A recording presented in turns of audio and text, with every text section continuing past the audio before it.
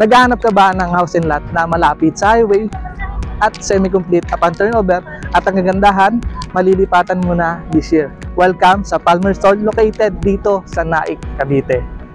Tara, samahan nyo ko at mag-house tour tayo.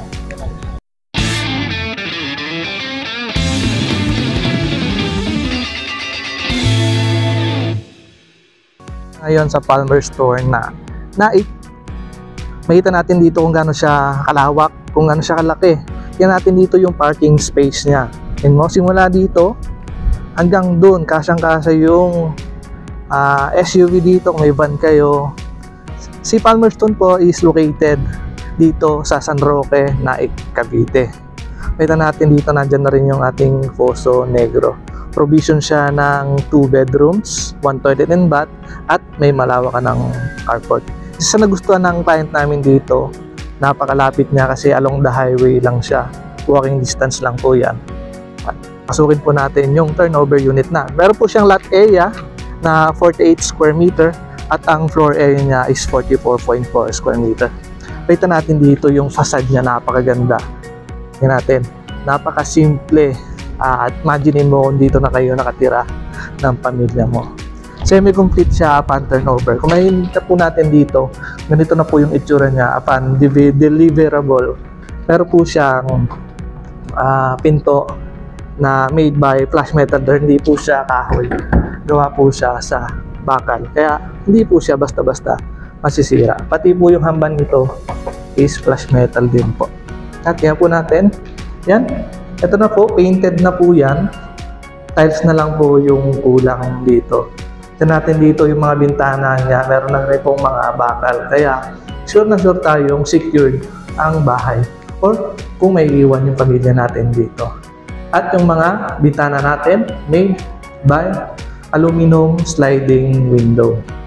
Isa pa sa kagandahan nito, yung ceiling niya is naka steel deck na po yan. Napakatibay ng bahay nito kung ikukumpara nyo sa ibang subdivision. Yan, nandito yung living area mo. Dito naman yung dining. Ayan yung dining natin. At yung CR natin. Nandiyan po yan. Yung kitchen natin nasa labas. Silipin po natin yung kitchen. Yan po, dito yung kitchen. Naka-tiles na rin po yan. At stainless steel ang sink po yan. At pwede natin lagyan ng cabinet para sa mga gamit. At pwede po natin itong extend pabubungan. Depende po sa inyo yung style na gagawin. Bago tayo umakyat, makita natin yung hagdan natin dito na napakaganda. No? Hindi siya yung normal na hagdan na pagkakagawa. Napakaganda ng design niya. At kahoy po yan, gawa sa matibay na kahoy. At yung handrail niya is gawa sa bakal. Bali yung panel breaker natin dito rin sa likod na pinto. At pasukin po natin yung CR.